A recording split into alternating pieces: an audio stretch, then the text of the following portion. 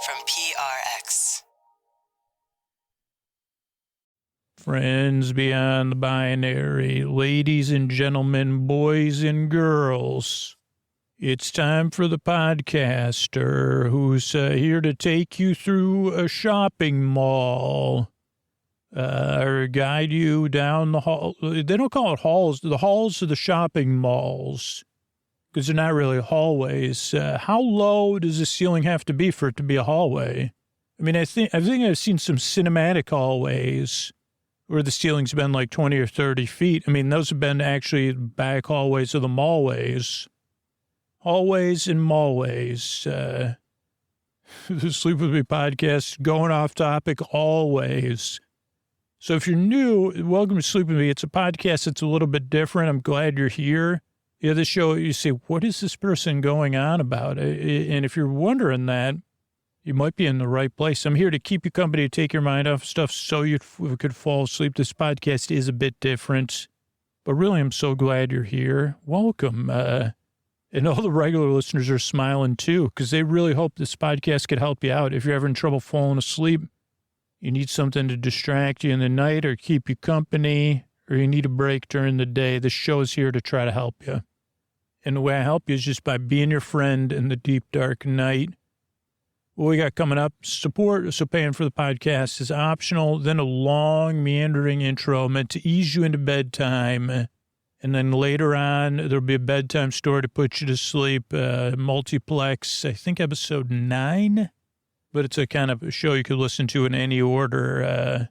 So I'm glad you're here, and I appreciate you coming by. Most listeners say give this show a few tries to see how it goes. But good to see you again, or welcome if you're new. And these sponsors are how we're able to do it for you for free twice a week. Support for Sleep With Me comes from Odoo. What is Odoo? Well, Odoo is a lot of things. Odoo is award-winning management software. Odoo is total control of your entire company in one place. Odoo is a suite of fully integrated applications for CRM, accounting, sales, HR, inventory, manufacturing, and everything in between. Basically, Odoo is what your business needs to succeed. So if you're ready to get more done in less time, visit odoo.com/withme. That's odoo.com/withme. Odoo, business management made simple.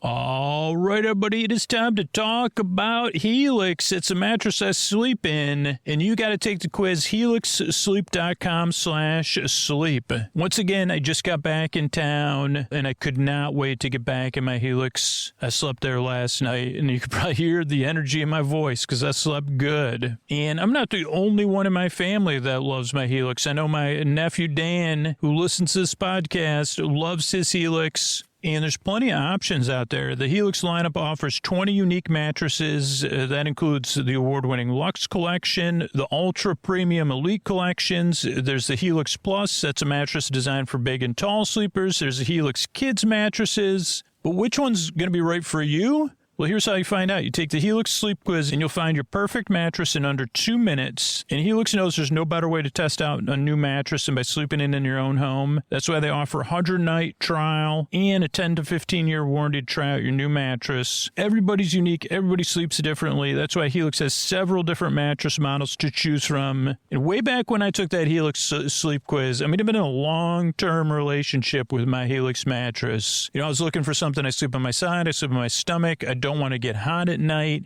And I got matched with the Helix Dusk. I picked the Dusk Luxe. I love this mattress. Every time I go out of town, I wish I could take this mattress with me. Not only is it the best mattress I've slept on, but the setup is fast and easy. Those Helix mattresses are delivered in a box straight to your door for free. And Helix is offering 20% off all mattress orders and 2 free pillows for our listeners. Go to helixsleep.com/sleep. That's helixsleep.com/sleep. This is their best offer yet, and it won't last long. With Helix, better sleep starts now. So take that quiz. Let me know what you get. helixsleep.com/sleep. Thanks, everybody. Hey, everybody, this is Scoots here, and I'm getting this messaging out. We've changed up some of the structure of the show. We're looking at other changes. So if Sleep With Me is an essential part of your bedtime, an important part of your bedtime, it does something unique for you. When you found the show, you said, wow, this isn't like anything else. This is what I was looking for. That it's not, if Sleep With Me is something, you could walk away from the podcast tomorrow. You could replace it tomorrow. If we stop making it, you wouldn't blink an eye. Don't worry about this message. I'm not kidding either. But if you would blink an eye, or it would impact you, please let me know what is essential about Sleep With Me for you. And the best way to do that, obviously, is to support the show directly. I'll send you a video when you sign up, and you can reply to that video and let me know, hey, these are the essential things I find about Sleep With Me. Because I don't want to assume as we're looking at it, and to be honest, like if enough people think the show's essential, we don't even have to worry about making any more changes. It's just, we got enough listeners. So if it's essential to you, it's essential you take action. But if you can't afford to support the show, let me know what's essential to you. Use our contact form on our website.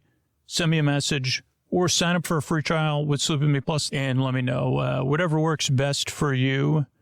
But yeah, that's what we're looking to do right now. Oh, Mystery Bard. A lot of people help out in the show. Who are they? Chris Posty Poster Son sounds like an earful. Wrote the theme song. Edits episodes. Carl W. the Legend. Also edits episodes. Ashley, Kenny, Scotty, Jennifer. Runner. Eric and the team at Astound are on the website. I am the Mystery Bard. I do the lullabies, yeah. I do commissions at jonathanmann.net. I'll write a song for you. Any reason at all. You can tell me the story and I'll make it personal. You see the kindness shine straight on through when the listeners form their own Facebook group. Keith, Stacy, Sarah, Julie, and Jennifer. These are your moderators. Get support dear Scooter on Patreon. Buy the merch and support the sponsors. You can find anything you want at sleepwithmepodcast.com. And we're so proud that we could dance. Rusty Biscuit, Lois, Anna like banana. Leah does the transcripts. Thanks, Mystery Bard. Couldn't do it without all you, everybody that works on this podcast. And don't forget to support the Trevor Project. The Orlando Park SOP fundraiser is what we're a part of. They have amazing art up, but you can also support the Trevor Project directly. Use the links in our show notes. And thank you so much for being a listener. What do you say we slow it down and get on with the show? Hey, are you up all night tossing, turning, mind racing, trouble getting to sleep, trouble staying asleep? Well, welcome. This is Sleep With Me, the podcast that puts you to sleep. We do it with a bedtime story. All you need to do is get in bed, turn out the lights, and press play. I'm going to do the rest. What I'm going to attempt to do is create a safe place where you can set aside whatever's keeping you awake. It could be thoughts, things on your mind, thoughts about the past, the present, the future, thinking thoughts, thoughts that you're thinking about, obviously. It could be feelings, anything coming up for you emotionally related to those thoughts or feelings that are just there. It could be physical sensations. It could be changes in time, temperature, routine. Holy temperature change here. That's why people always say, actually, no one has ever said, why do you have to mention temperature change? And I think that's because we know why, why, a lot of us. But it could be other stuff. Hopefully I'll remember to talk about temperature change. But maybe I won't. But whatever's keeping you awake. The reason I run through some of this stuff is so you feel less alone. I might not know exactly what you're going through, but I think I could relate to how it feels. I know how it feels for me. And there's is that a Panel P? I think there was a podcast network for a while called Panel P, which now is the first time it strikes me as interesting because it was I think it was a really good one. First of all, Panel P. It's not spelled, I don't think it's Panel P. I have no idea how to spell it. Panel? P-A-N-E-L. Definitely not. P-A-Pan-Al. There's probably a lop in there. Where do you put the Y in panoply? I just heard it, but I don't know where to put it. And I think it means a bunch of different stuff. I don't know, but that's what it's like at bedtime for me. Was there really a podcast network called Panoply? I mean, I guess saying it is very audio, Panoply. You say, what is that, like the walls of an outhouse? You say, well, it might be. I don't know, Panoply. I like saying it, it's just one of those nice words to say without meaning. Panoply. You got to spell the word, though. This is one of the many reasons I haven't been in that, a spelling contest. Panoply. Please don't use it in a sentence. I'm just going to keep repeating it. Panoply. Also not going to attempt to spell it because I don't think I can picture it.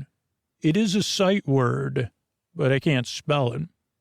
So anyway, I'm pretty sure there was a podcast network and it was successful. It may have joined another, I think it was like a news, pop culture. I don't know. Maybe I'll look it up. But there's a lot going on at bedtime. And whatever's going on for you, I hope that you feel welcomed here and that even if I can't relate to what's keeping you awake, that you know that there's someone listening somewhere in the world who can relate that's listening right now and they're perking up in bed and they're glad you're here. They really hope this podcast can help you the way it's helped them. So just see how it goes because you deserve a good night's sleep. You deserve to have somebody out there in the world that says, yeah, that's not easy. I can relate to how that feels. Your feelings are real and they're legitimate about bedtime. And I share them and I see you. I mean, that's the most important thing I'll say on the show. I see you out there. That's why I call it the deep, dark night. And that's both a true and a metaphor. But you also deserve I see you and you deserve a good night's sleep. You deserve a place where you can get some rest. The rest you need so your life is more manageable. A bedtime you don't have to dread. So I hope I can provide that for you. What I'll do here is I'll send my voice across the deep, dark night. I'm use lulling, soothing, creaky dulcet tones, pointless meanders, and superfluous tangents, which means I'm going to go off topic. I'm going to get mixed up. Then I'm going to double back. Maybe I'll remember to talk about Panoply and temperature changes. Maybe I won't. But that circuitous route I take is intentional because I'm here to be your friend and to be barely listened to. So that's what takes some getting used to. This is a podcast you kind of listen to it like a rambling friend in another room or rambling friend on the telephone. Back when they had those things or on speaker. I don't know if I was calling and I was rambling, would you have me on speaker, headphones? It's funny. I just got off a call that I actually used my phone without my AirPods, which usually, but it was like, I didn't have any. And I was like, I don't want to send it to voicemail. I want to talk to this person. They're calling me. So let me just answer. I didn't have it on speaker. So I was doing it the old fashioned way. Who would have thought that? You say, how'd you talk on the phone? The old fashioned way. Oh, speakerphone? No. That's just how my parents use their cell phones. But strangely enough, that's not how they talked on the phone. I mean, in the movies, I guess this is another tangent, but, and I realize this, I'm laughing, but it is how my parents use their phone. They talk on their cell phone on speakerphone. And if you're a child like my daughter or, like a child like anthropologist, you'd say, well, I would assume back when you had one of those other phones, you're probably using the phone the same way. And you say, yeah, funnily enough, no, that's not how they used. I mean, in the movies, people had speaker phones, which was a speaker. It was different than it's too hard. It was like a speaker that your phone came through and that you could talk to. Kind of looked like not like a Bluetooth speaker, but the closest thing. But none of our parents or my generation talked on a phone like that, where they were holding it in their hand and talking to their phone. I don't know, you had to hold the phone up to your ear. So I don't know what's up. What am I doing? Some observation. What's up with that? I'm sure somebody funny already covered it, but it's just interesting to me. It's never been pointed out, like, as many times. I mean, if I had to write it out, like, because I have to, sometimes I write out when I'm not feeling okay, like I feel frustration, I write it out. Or let's just say I journal about it. My parents using a speakerphone again. And instead of saying, well, that's interesting, because you were, the way you were trained on your phone. But I don't know. I don't get it. But that's why I'm not meant to be listened to. I think that was my main point. You don't listen to me either. So, yeah, I mean, that didn't make very much sense. So it's a podcast you just barely listen to, almost like a TV on in the other room.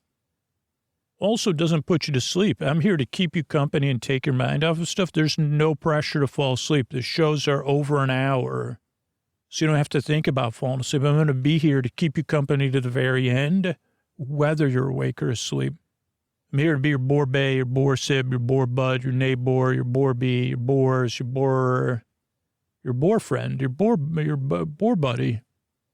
And just take your mind off stuff. And you could listen and pay attention, or you could just barely listen to me, or whatever works for you. So I'm not here to put you to sleep. I'm here to keep you company while you drift off, to take your mind off stuff. As I said earlier, this is a podcast most people don't like when they first get here. You could be skeptical, you could be doubtful, you could be frustrated, fed up, because this podcast is very different. Even I started the show a while ago, and this idea of listening to audio, the sleep audio at the time was very different than it is now. But even now, this show's still different. It's like, you're just going to talk in a boring way, but not super boring. And you're not intentionally putting me to sleep. You're just keeping me company, but then I'll fall. And I say for the people it works for, that's what happens. Yeah. Or there's people that need a break during the day who listen. So yeah, I'm just here to keep your company and take your mind off stuff. But yeah, it doesn't, the show is always never getting started. A lot of people get frustrated, and we have a website because some people get so frustrated. They inform me, and they never say this in no uncertain terms is the subtext of their email. They've formed an opinion of me, and they're letting me know in no uncertain terms. Maybe that sounds like a movie, in no uncertain terms. More like a novel they'd buy at the airport. Seriously, right? Like another set. What's up with these airport books? In no uncertain terms. It has a cover of like some sort of monument on there. Maybe some stars. You say, what is this? Like, oh, political. You know, it's a story of Duke Arrington, and Mavis Marble. Okay, we could be on something in no uncertain terms. But they do, because they don't check out sleepandmepodcast.com/no thank you, which has other sleep podcasts and sleepy stuff on there. So if you already don't like me in no uncertain terms, check that out. But if not, give it a few tries and just see how it goes. It just takes some getting used to. Structurally, the show also takes some getting used to, but you can't adjust it. The show's designed to help as many people as it can that it works for, but you can make some adjustments to how you listen. So I'll just tell you, because that's another thing people let me know about in no uncertain terms. Show starts off with a greeting. Friends beyond the binary, ladies and gentlemen, boys and girls. So you feel seen and welcomed. Then you say, okay, I might check that podcast out. Maybe I say something goofy, so you get a general idea of the tone of the podcast. Then there's sponsor support, so the show can be free. That's one of the ways we're able to make the show and put it out, and paying for it's optional. So if you don't like the sponsor support, it kind of makes the show free, or you could support the show on Sleep With Me Plus and get ad-free versions. Or through our referral program, you can get that too. And then there's a long meandering intro after the support, separate from the support. That's what we're doing now, where I try to explain what the podcast is, but it takes me 15 to 20 minutes because I keep going off topic. And you say, why would you do that? Why don't you just skip an intro and go straight to the story? Or have a 2-minute intro that makes sense. And I'd say, well, one, the intro is different every time. So whatever's keeping you awake, it can't quite adjust, but it follows a familiar structure. So you say, oh, okay. Like if you're a regular listener, you say, oh, at least I know Scoots is going to try to explain what the podcast is and go off topic in an unexpected way. And I don't know, there's something about that works, but also the intro is only meant to ease you into bedtime. It may put a small percentage of people to sleep, and there's a small percentage of people that skip the intro. But for most people, it's part of people's wind down and bedtime routine, whether you're in bed and getting comfortable or you're doing some other chill activity. The intro is just like having a bedtime routine and wind down time is what has been shown to work, what works for me personally. And it just it's a way to have a buffer between, evening time and falling asleep. It eases you into bedtime. Then there's support. Again, so the show can be free. And then there's a bedtime story. So it'll be Multiplex, and it'll be about some friends adventuring in a mall. And then there's thank yous at the end of the show. So that's the structure of the show. And the other things you need to know, room temperature. So last night, like 2 days ago, it's like this episode will come out in a different, we record shows like 3 months before they come out. So it's April here in the Bay Area, and we had like a warm, like the beginning of spring where it felt like things warmed up. And then last night it got cold again for us, but still like 50s or maybe even 40s. And it was cold in my room, which I like, but I was like, it might be too cold. But it wasn't. I still but that's like sometimes when the temperature changes like that abruptly, it's like another reason I need a distraction. So that's why I talked about temperature. But let's look up panoply. I don't even know how to spell it. P-A-N. Okay, panoply. There's no L in there, by the way, Scoots. Panoply. It's a complete or impressive collection of things. Okay, let's see if we put podcasts, what comes up. Panoply Podcasts. It looks like it still exists. It became Megaphone, formerly Panoply Media. Looks like there's actually a podcast, though, too. Let me see. Just one, 2024. Oh, yeah. So it was like, so the Slate podcasts were Panoply. It's owned by one company now. And it was the Slate group started Panoply Media, Panoply Media, Panoply History. I got to finish up this thing, but there was a bunch of a lot of different podcasts. Holy cow. So I was right, actually. I mean, usually a lot of times I'm wrong, but Panoply, I mean, I guess those like I said, it's very audio and it's easier to spell than I thought. Panoply. Yeah, it came out of a Slate Gabfest, and grew from there. So anyway, yeah, that's about it. My panoply of nonsense, am I right, over here? So anyway, I'm glad you're here. I work really hard. You're a nice driver. Really hope I can help you fall asleep. And here's a couple ways we're able to do it for you for free twice a week. All right, everybody, it is time to talk about tonight's sponsor, ZocDoc. And we all know, right, there's things in your life you don't want to compromise on. Like if you're looking for an apartment, you don't want to have a loud upstairs neighbor who does clogging or tap dancing or plays the drums. And you do probably want something with good parking that's walkable. But when it comes to your health, there's no compromise. You don't want to go back to a doctor that you feel like isn't listening, that's scrolling on their phone, reading the news. You're like, hey, I'm talking about this thing. It's important to me. I want to be heard. The only reason you're with them is because they were assigned to you or they were the only doctor you could find that took your insurance. Well, there's an alternative, ZocDoc. It's a place where you can find and book doctors who make you feel comfortable, listen to you, and prioritize your health. And you can search by location, availability, and insurance. So there's literally no compromises here because with ZocDoc, you've got more options than you know. ZocDoc is a free app and website where you can search and compare highly rated in-network doctors near you and instantly book appointments with them online. Once you find the doc you want, you can book them immediately. You don't have to wait on hold with a receptionist. All the docs have verified reviews from actual real patients. And we're talking about booking appointments with tens of thousands of top-rated, patient-reviewed, credible doctors and specialists. And I've tried ZocDoc. I've looked for eye doctors on there. I love hearing from listeners who move to new areas, get new insurance, or are just looking for that no-compromise solution. So I've used it before. Tons of listeners have. You should check it out, too. So go to ZocDoc.com/sleep and download the ZocDoc app for free. Then find and book a top-rated doctor today. That's ZocDoc.com, ZocDoc.com/sleep. That's ZocDoc.com/sleep. Thanks, everybody.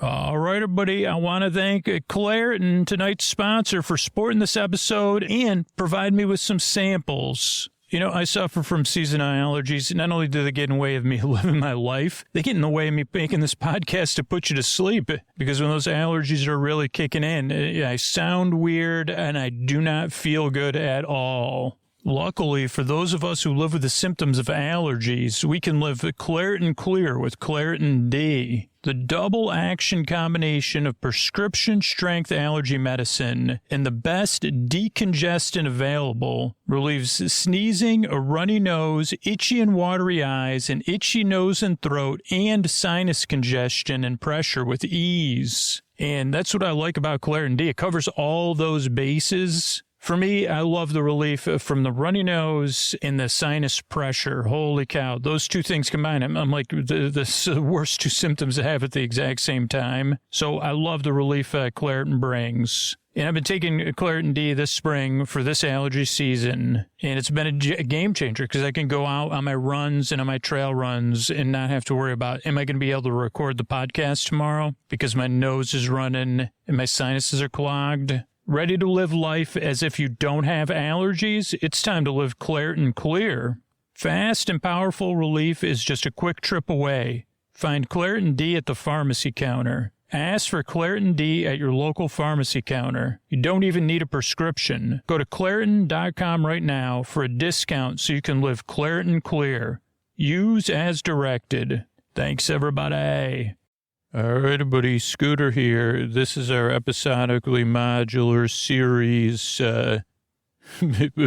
Multiplex. 3 different series names popped in my head first, and then I said, what is the name of the series? Even though I knew it, which ones, Nuns in Space, Make Great Pets, and Spice Friends. And then the correct one got in there eventually.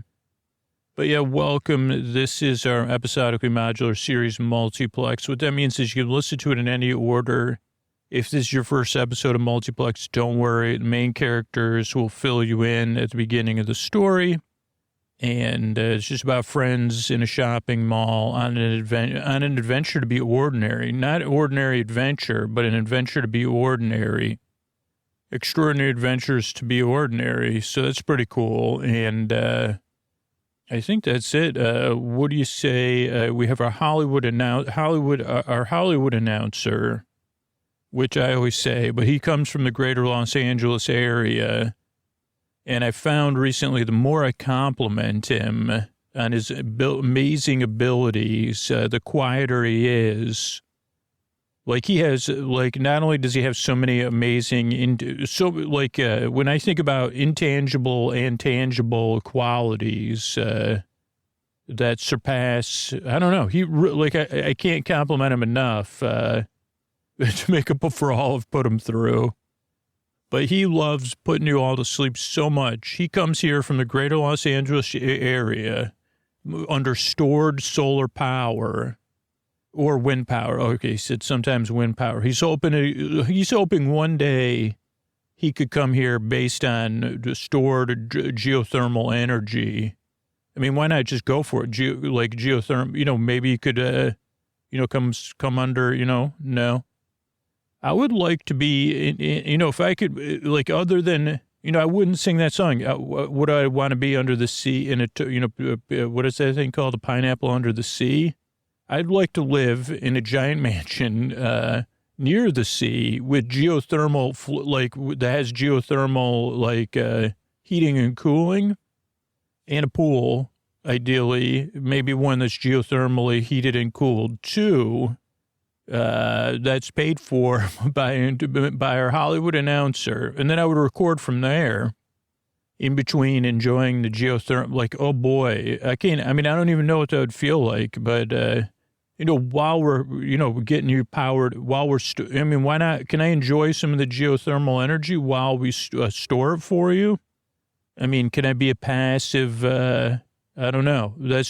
Talk about a dream I have, who lives in a mansion powered, heated and cooled geothermally. That would be me, ideally, if, Antonio's just smiling and shaking his head. So this is our Hollywood announcer, Mr. Antonio Banderas. The friends beyond the binaries, the ladies and gentlemen, the boys and girls, it's time to go into the multiplex. Oh, wow. That was new. That was new. Thanks, that's Mr. Antonio Banderas. This is Multiplex, everybody. Good evening, everybody. My name is Boyd, and I'm recording I'm recording my story. Well, it's not just my story. It's a story of myself and my friends, Santos, Josie, and Boyd. Did I say my name is Boyd or Wyatt? My name is Wyatt, though a lot of times I see myself through Boyd's eyes.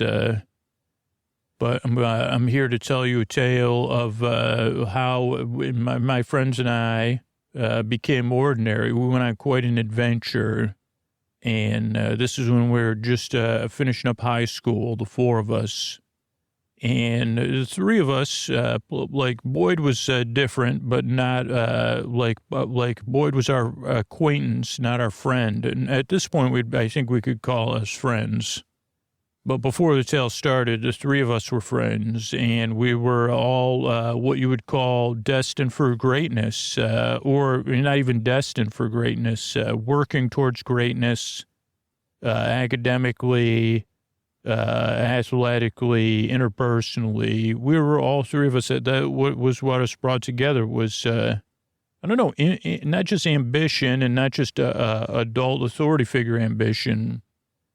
I don't know what was pulling us. There was a lot of things pulling us towards being successful. I think that's the way we grew up and the time we grew up in was that's what you wanted to do. What are you going to do with your life was a big question. And that wasn't just a question. If you're relating to what I'm saying, it was also, there was a message in there, which I guess would be, you should have some big plans for your life. Now, this tale is how we went on an adventure to change that. All our plans for our lives changed not in a way of oh, there's an obstacle, let's change our plans. But let's go on this heroic adventure that we didn't plan on going on and then change our trajectories to become what most people would say is ordinary or regular. Though I don't think that word really applies. Average, none of that works because it all has that same message in there in comparison. But how do you become people among people and kind of be in the background satisfied? Like maybe there's a movie where there's a character in the background in a comfy couch or sofa or chair. And you say, well, that's, this is just this is fan fiction, but maybe that person's comfortable. And they're saying, all I got to do is sit here and act like I'm sitting here without acting like I'm sitting here. Don't need to be the star. I'm getting compensated for my time, and I'm just sitting here. Anyway, this adventure took place, like I said, when we were finishing up high school. We were playing mini golf. I just missed out on a scholarship, which was going to affect my trajectory to greatness. But I thought I had to do something to stay on that path because I didn't have a scholarship anymore that I assumed I was getting, but didn't get it. And we were playing mini golf to take my mind off that fact. Santos and Josie had, they were already on, they were going to their schools. And we ran across Boyd, Boyd came through a culvert. Boyd said, if you follow, this is a summary. Boyd said, if you follow me through this culvert, I've got access to this culvert, and it accesses the old shopping mall, Fair Glen shopping mall. And if we go in there, there's cases of Julius J. Juice concentrate, which we could sell on what would become the internet for our time, pre-internet, for a profit, because we're just moving them. Julius J. Juice at this time, the company no longer existed. Their stores had been liquidated. And these were in spoil-free cans, so they were basically free for the taking as far as we saw it. And we said, sure. So we just go into this mall, take the Julius J. Juice out, basically abandoned property, and then you'll sell it, and it'll actually help cover some of my costs since I didn't get the scholarship. The problem solved. Well, when we went in the mall, what we discovered was something more than what we expected. There was something happening in this mall. At first, we thought it was an immersive theater. Well, first we thought, well, this is strange, because we met some workers, then we met some beings from movies, and we thought it was like a mystery dinner or something, but taking place in a mall. And then we realized it was real. I don't know. I mean, to be honest, we never realized it was real, even though we realized it was real. We had to manage suspending our disbelief, but not, you know what I'm saying? I think you know what I'm saying. I mean, if you were in a mall that was closed and there was workers there, fully stocked stores, and sometimes they weren't like things that were happening like a dream. And what we found is these characters were leaving their movies and they needed help getting back into their movies. But first they needed help resolving, a way to resolve things in the movie. Because in the movie, you know, they were the main character in their own story. I think that's a popular saying nowadays. But in the movie, they weren't the main character. They were, while the movies were all named after them, it's funny, but they were considered the most non-positive character in the film. And the films were about them, you know, having the old tables turned on them. And our job was to not turn the tables again against who was turning the tables against the movie character. Our job was to help resolve things in a way. And so we helped a mommy, and then we helped Franny get back into their movies with a nicer ending for them. And then suddenly the endings would become cereal commercials. Again, we were in high school and we were like, this must be I don't know, it must be something.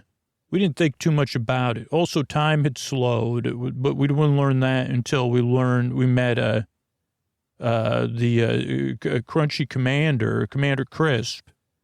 One of the most famous cereal mascots, and that was like meeting a real cereal mascot in real life, which was even stranger than meeting the characters from the movies, because as you know, Commander Crisp kind of looks like an animated character, and Commander Crisp, Crunchy Crispy Commander, Commander Crunch, Crispy Commander, cereal, breakfast time.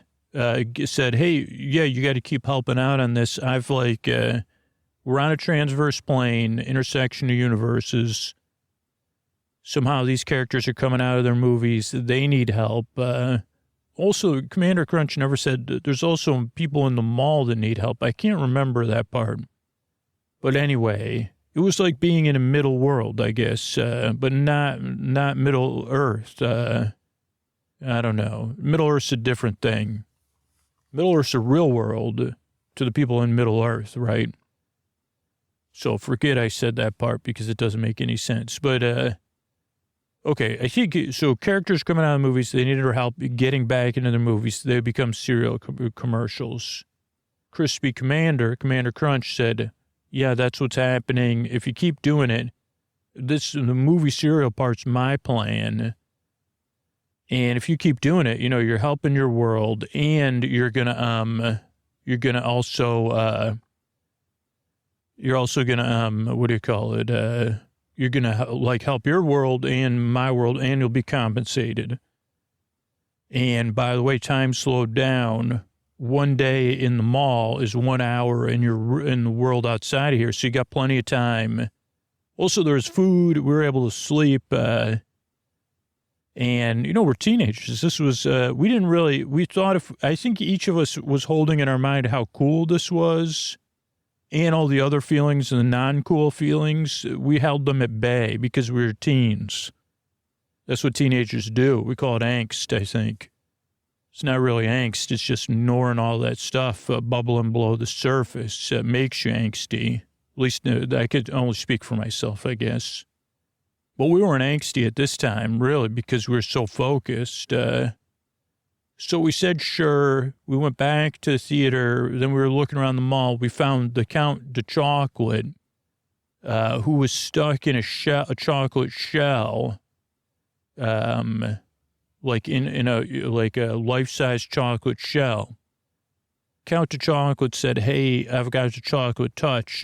So the couple things that I could tell you about now, this didn't match up with what we had seen, because the movie was called The Count, and it was a little bit different. In our world now, instead of tomato juice, if you know what I'm saying, the Count de Chocolate had the chocolate touch, a lot like stories you hear as a kid about gold and other things. And anything the Count touched turned to chocolate. And the Count was also from Europe, which is only important because in Europe, according to the Count, that's where real chocolate is. Here in the U.S., we don't have real chocolate. According to the Count, don't, send me any letters. I would say our chocolates are formulated in different ways. And as the Count said, I don't know, the human warmth melts real chocolate. And here in the U.S., particularly at the time, human warmth was not, our chocolate could resist human warmth to a certain extent. I mean, if you leave it in your pocket all day long, it's not going to, resist that kind of warmth. Also, different formulations.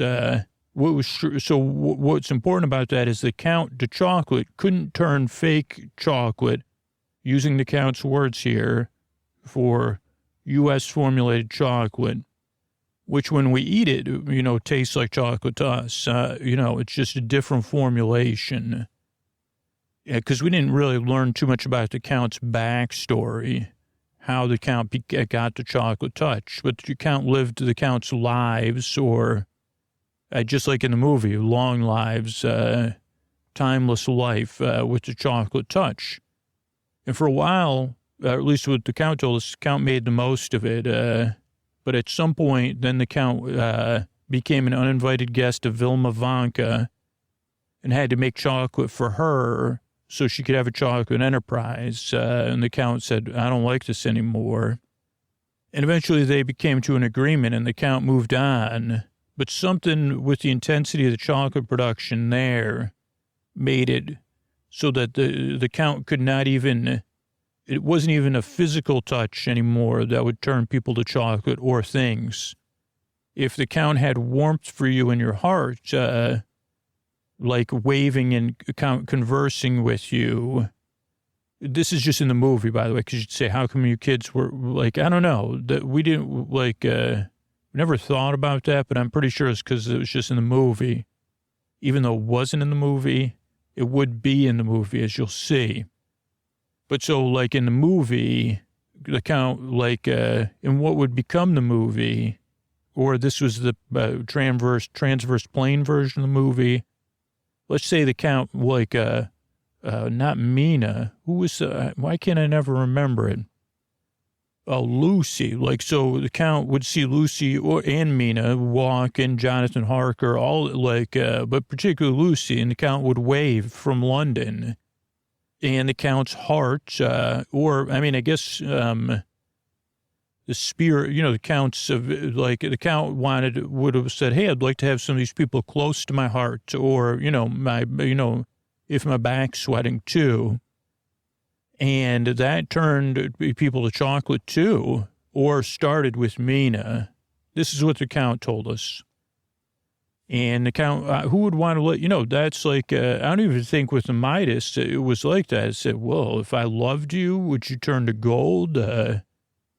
Like, that's even worse, right? Now I'm thinking about that lady with the stone gaze, and I really feel for her. Like, so this is about the count. So as far as we knew, and the count wanted to get back into the movie to get home, but also wanted this problem resolved. Can I be close to other people? And it was actually the count that helped us. The reason the count was in a chocolate shell, or a fake chocolate shell, if you're using the count's terminology, was because the count had realized this chocolate's different than the chocolate produced in Europe or produced by my touch. Maybe if I cover myself in this in a layer of fake American chocolate, I'll be able to do but then it's like because the count doesn't have because of human warmth, but even the count's like a few degrees less than human warmth. If you're familiar, the count was in a chocolate shell. So we got the count out of the chocolate shell. We're trying to help the count currently. We took a nap after we heard the count's multiple layers of story. And then we started brainstorming so being in a chocolate shell doesn't work, right? So what are we going to do now? What else can we do? And we said, okay, what about a thinner layer? And the count said, this stuff, it doesn't melt with, even, and I don't know what's in the chocolate to do that. But then, I don't know if you remember this, but if you've been listening to these whole stories, well, you don't need to remember it. So we had gotten so at one point we'd helped an employee of the World of Cutlery, and we had different devices, samurai devices or multi-tool type things. And San said, well, what if we start scraping chocolate, American chocolate? I'll just call that our stuff, into scraping chunks. And then we said, we can't smear it. And then I think it was Josie, though it may have been Boyd, said, what about oceans of lotion? I said, oceans of lotion. Oceans of Lotion and Other Potions was the name of the store. And we went there, and then we got different lotion. We got big tubs of lotion, and we brought it back there, and then we started mixing a lotion. And we said, this is great. We'll mix up a lotion. We'll give you a bunch of lotion to take. This was the easiest one we could ever solved. So we started we started scraping little chocolate bits and chocolate shavings, and I even had a file, though that would melt the chocolate. It didn't really work.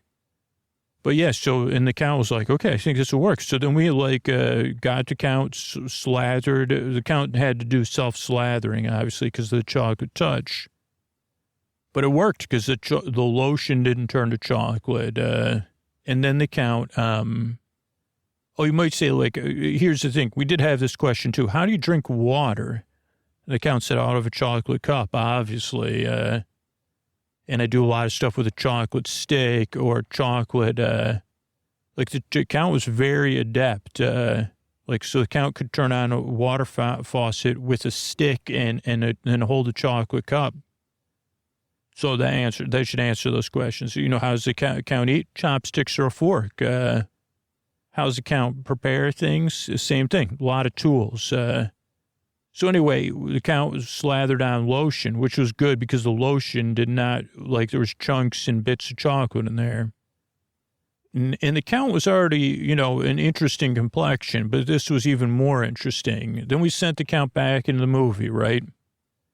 And we sent the count back in pretty early because, like, the thing was now the movie, when we got back, it was the Count to Chocolate movie, but it was still a movie, not an animated film. So we got to count in right around the time the count, so we had to do it after the count had got away, right before the count moved to London, because the count had to still get away from Vilma Vanka or negotiate their exit from that plan, and then get lonely and then move to London to wave at people. Now, this is what happened, though. So, because there was a change in location, we didn't really see it. And we saw briefly because they kind of skip over it in the movie, even though there's recently there's a movie about it, but the count takes a ship right to London. And apparently even this happened because, you know, if you slather a lot of lotion on, you leave lotion behind wherever you touch. And it turns out if you do that on a ship, you leave the lotion behind everybody on the ship. So a couple of times the count didn't even make it to London. Then eventually we said, okay, we'll give you the lotion when you get to London. And then you got to get inside, but still it was hard. And then the count was waving. But eventually we realized it didn't fix things because one, even when the count's waving, there's little bits of lotion flying everywhere. And that had the essence of the count on there. So if you got hit by a drop of lotion, you may turn into chocolate. And that wasn't good that would always end the movie the way it ended before. Everybody would say, oh boy, this count. I don't know if we need to Van Helsing or Harker or what. But in the end, that would be no more count to chocolate. So yeah, where I left off here. Let's see. So then the count came back. We had, count every time the count would get, just like in the other ones, count would pop back out of the movie. So we said, okay, lotion's not going to work, clearly. So then we thought perfume, because there's also perfume. That was another, I can't even sense or something. Sense and sensibility. I think it was a sense and sensibility. That was the name of that place. And we said, okay, we'll soak the chocolate in perfume. I'll just save it one holy mackerel, or cologne, whatever. Smelly stuff, man. Counts cut, first of all, clog the sprayer. So then the count would have to put it on and splash it. Same issue, also very off-putting anyway. So the count already had all these things not going for him. And then if he smelled strongly of whatever, I don't even know what does leather in musk even smell like?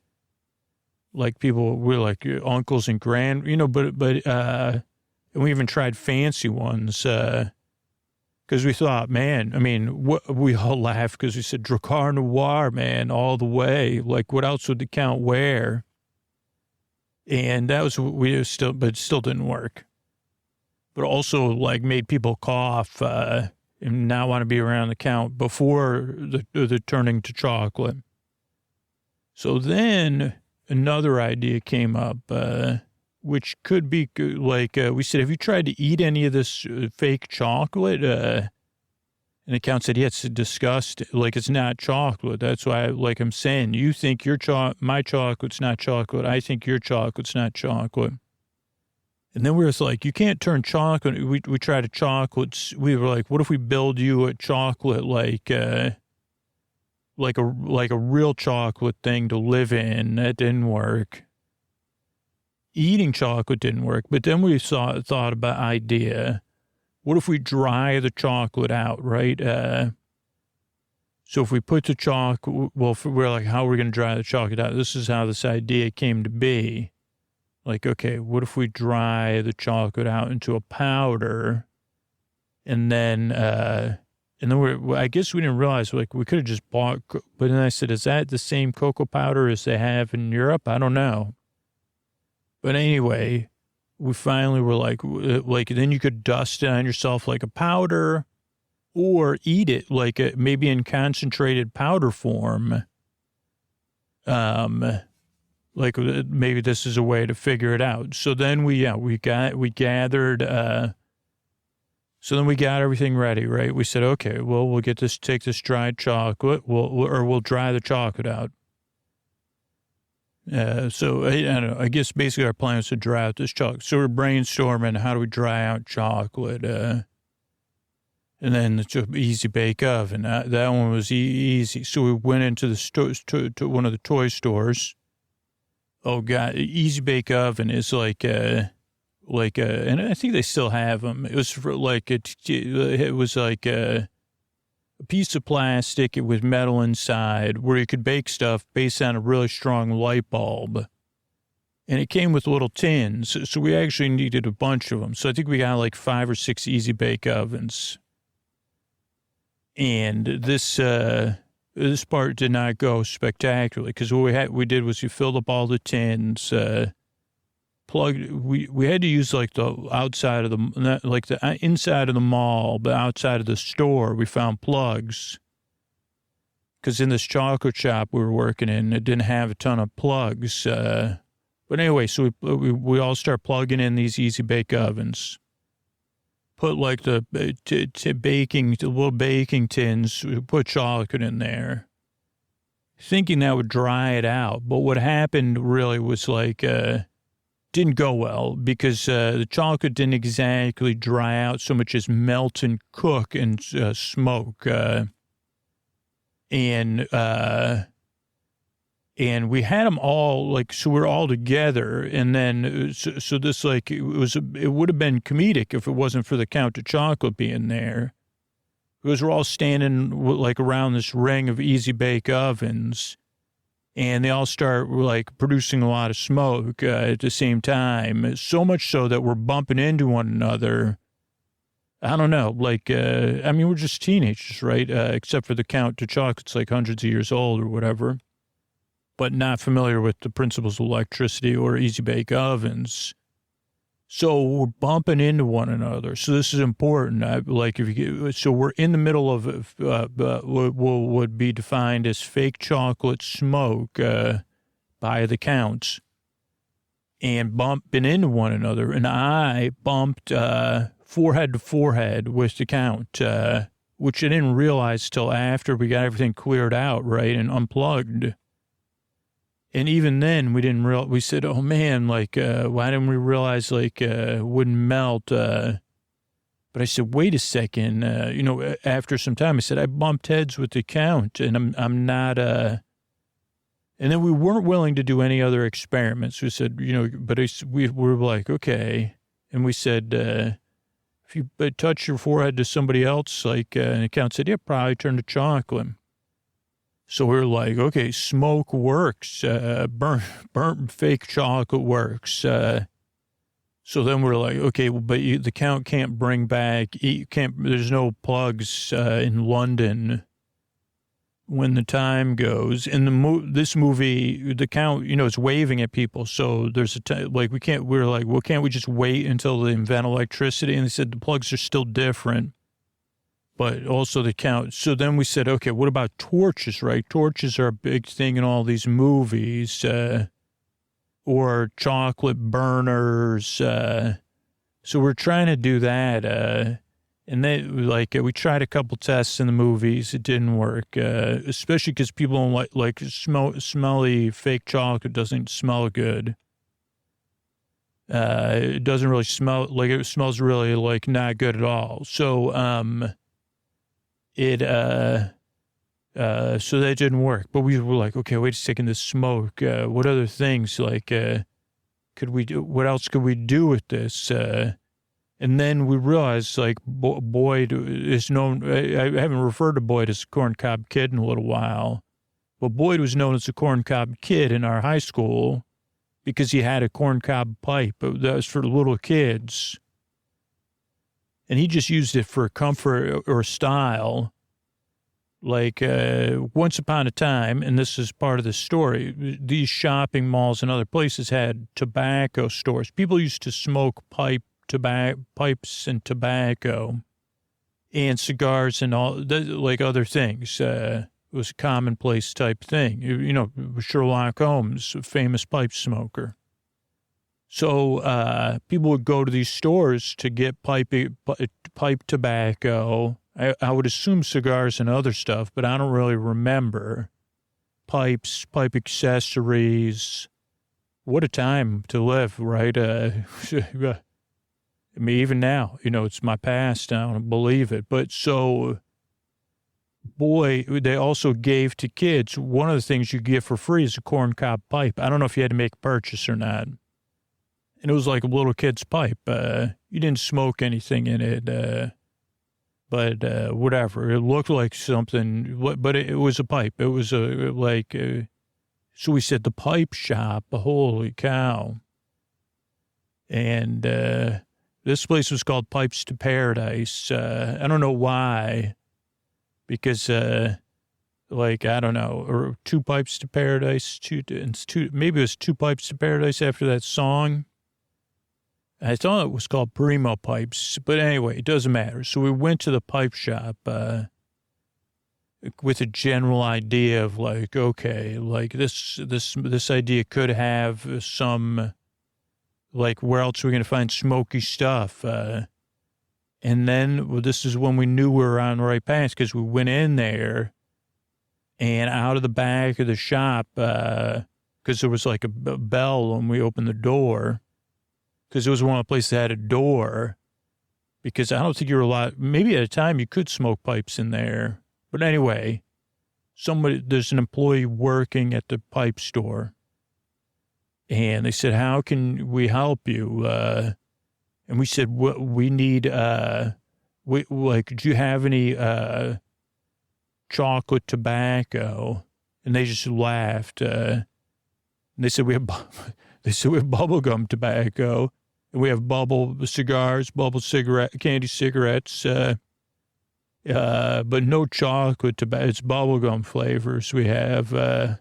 We said, no, not for us, for him, because the count was with us. And they said, what do you mean? And I said, well, he wants to smoke chocolate. And the person was like, well, we do make custom blends here. Smoked chocolate, eh? I'm not sure that could work exactly. And we said, well, why not? And they said, well, because it's like a different kind of smoke. We said, well, could you try to make a custom blend of whatever, chocolate and tobacco for the count? And they said, yeah, we could definitely do that. And we said, okay, but what is it going to do? Like, and they said, well, we're out of pipe cleaners, so I'll make you a custom blend if you get me some pipe cleaners. We said, but you don't have any customers. And then they said, yeah, obviously we do. We need pipe cleaners. We're fresh out. And I was just about to head out and get some pipe cleaners. So this took a little bit of disagreement, because we said, no, you don't need pipe cleaners. There's like the stores, and so they didn't register like that none of this was really happening. It became clear we had to go get pipe cleaners. And then the count said, don't worry, I'll stay behind here and I'll help with the blend. Can you go get some pipe cleaners? We were like, unfortunately, there's only one tobacco shop at the mall, Count. Of all the other double ups, there's not any other places that would, and then Sand said, no, there is another place we could get pipe cleaners. And they made a toot sound, which was very confusing. But then we realized it was a steamboat sound, because there was a show, Saturday Steamboat, that we used to watch when we were younger. On the show was a segment from the Crafty lady, where she would teach youth crafts. Now she had a chain of stores called the Crafty Lady, and there was one at the mall. And obviously, like big, especially when we were kids, it was tongue depressors or pipe cleaners were like two of the main crafts. In fact, I can't even think of any other ones other than like Play-Doh. So we said, oh, yeah, Crafty Lady's going to have it's got to have tons of pipe cleaners there. So we headed to the Crafty Lady. Now, this was a strange part about this mall. Some of the stores were locked, some of them were open. And there wasn't really a rhyme or reason to that thus far. But we got to the Crafty Lady, and it was locked up tight with a padlock.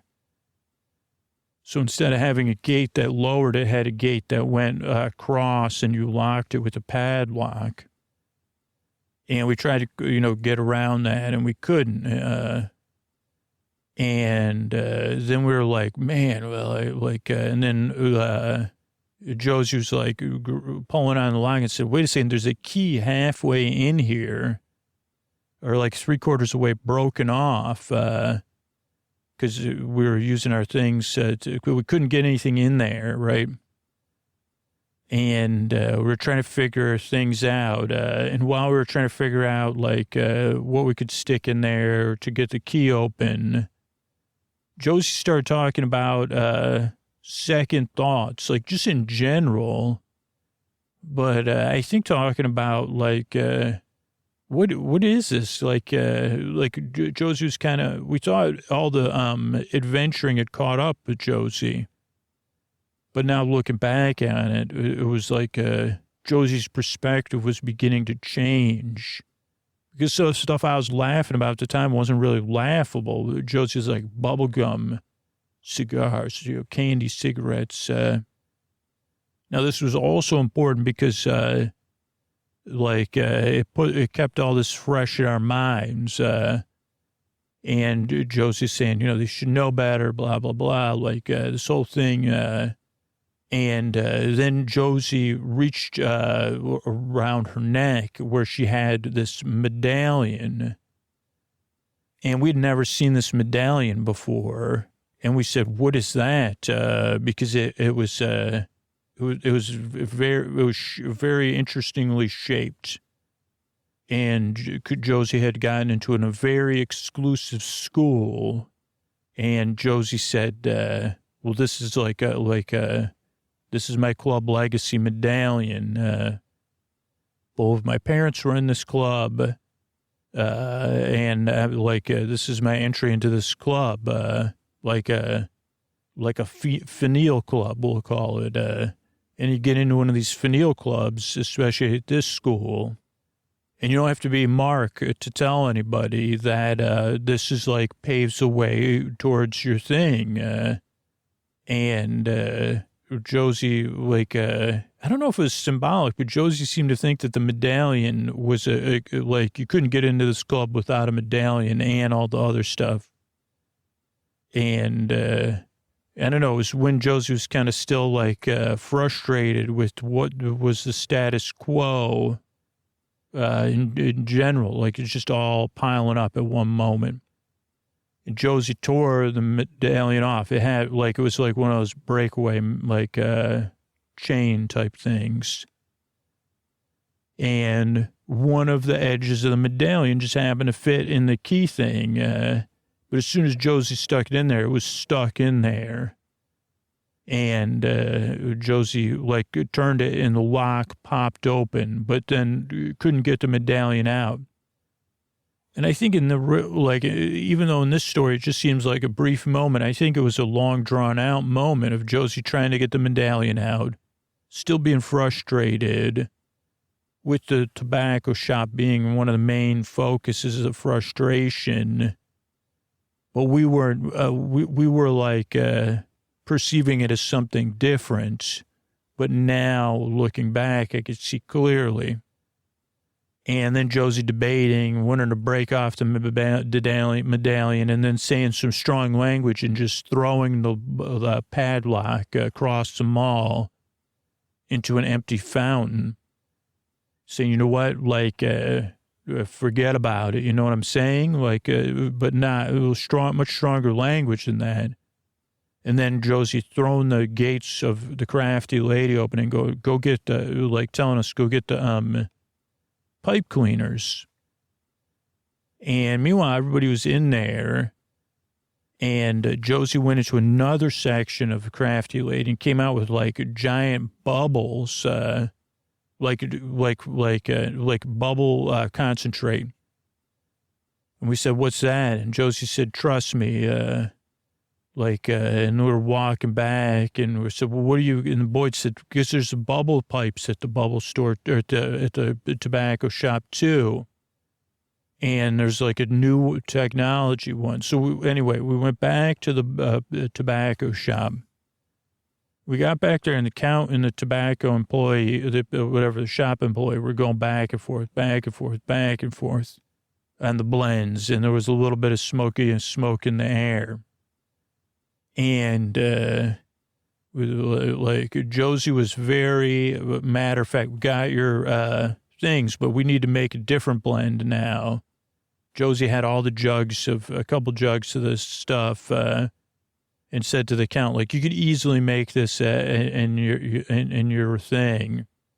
But they had this new state-of-the-art pipe for children, again, where now they never sold this pipe, they did, you could buy it, I guess, but it was very expensive. But the employee was like, oh, the bubble smoke, and then we like went and trying to think of the fastest way to explain this, but basically there was a pipe they had, butane powered. So again, this was something that probably the count could replicate because the count was pretty smart, you know. Also, like we were thinking that we had to help the count long term. We really had to solve the problem in the movie. So we were again confused of how to solve, we're over planning or over engineering because that was our style anyway. But so this pipe was an amazing feat of engineering. It could make a bubble with smoke in it and it would pop. So you mixed bubble stuff and then whatever you were going to have make the smoke. And you didn't have to have tobacco to make the smoke. You could have anything that makes smoke, and it only needed a tiny amount to fill a bubble with smoke. The bubble would float, and then it would pop, and then the smoke would be in the air. This was another form of advertising they did. The employees would sit out front of the store and do these, it was like magic, you know. So we got that thing, basically. I mean, that's a short version. So we had chocolate to put into the thing, to the heating element. We had bubble concentrate, and we had this pipe. And we had the general time. We'll send the count back when the count gets to London. Even though people were already kind of frustrated with the count at that point. And so we sent the count back to London. We said, you can wave and smoke your bubble pipe and see what happens. And hopefully this works. And so that's what we did. We sent the count back. Count gets to London, which in the movies did not go to plan, right? But basically the count wanted closeness to other people. And so the count's up there smoking this bubble pipe, which already gets people's attraction and the waving.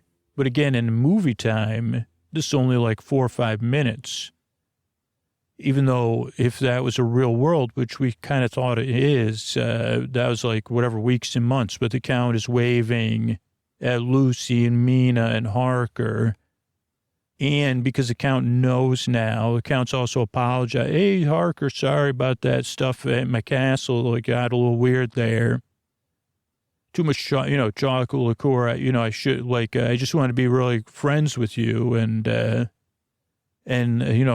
whatever. But, the thing with Lucy was that Lucy and the count kind of I don't know, they had something with a lot of eye contact and the bubbles and the smoke. And then, like, because the Count kind of knew, I think the Count had figured out, or we'd explained the time travel thing. The Count could take a little bit more levity because the Count knew, oh, I could, if stuff doesn't go well, I'll just leave the movie and I can retry again. So eventually, the Count starts inviting people over, like Lucy, Mina, and Harker. I don't even know if I don't think Van Helsing was ever even in the movie now.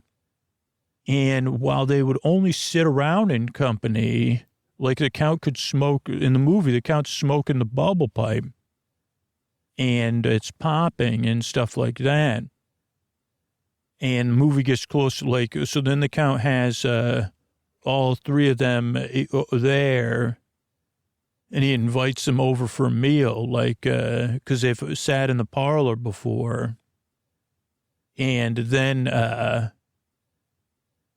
like, the Count invites them over for a meal. So then, like, there's, like, one of those things, like, where they're at the door and the door opens and there's smoke, but then it's animated, becomes a cereal commercial again, like the last time.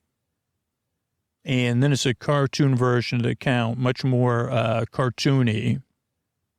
And there's the bubble. Now, in this one, the Count has, instead of a smoke bubble pipe, just a bubble pipe, which is free inside every box, your own bubble pipe, where you could produce bubbles instead of smoke.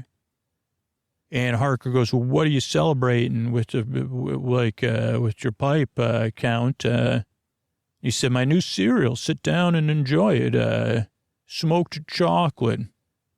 Then Lucy says, smoked chocolate milk. And then we said, what's smoked? Oh, it's delicious. Try it. Like, this is a milk you're going to want to drink twice. That was the saying. Smoked chocolate, the milk you want to drink twice. And then the Harker goes, double up my milk. And basically, I don't know if there was any smoked chocolate in the commercial, other than that it was the Count to Chocolate cereal.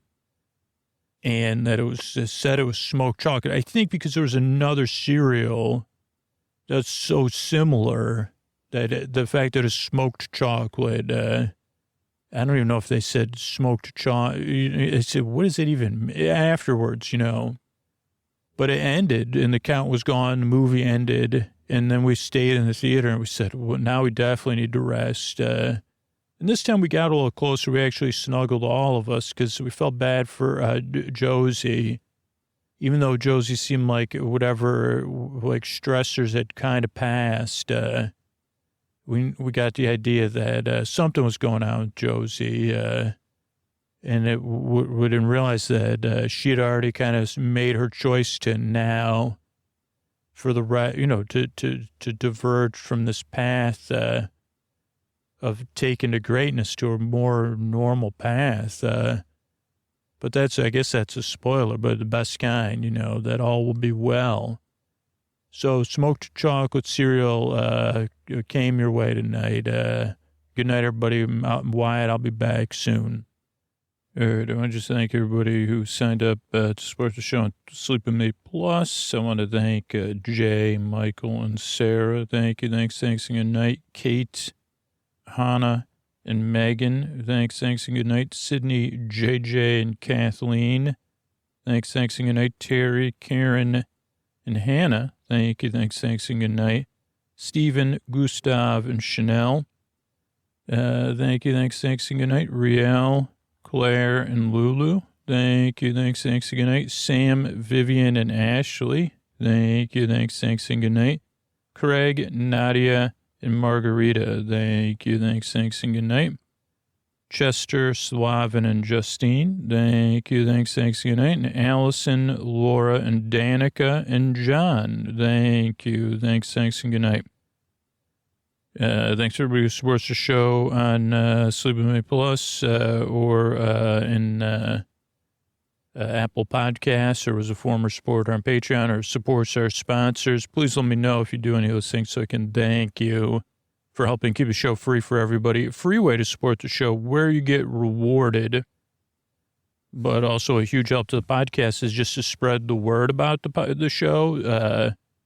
and share it. You could sign up for our referral program at sleepwithmepodcast.com/refer. But yeah, that's it. Thanks so much. And here's either Scoots with a Tuck You In sponsor or our week, what is it called? Weeks in Review, I think. Thanks and good night. Hey, but this is Scoots tucking you in. Usually I do these like a month in review.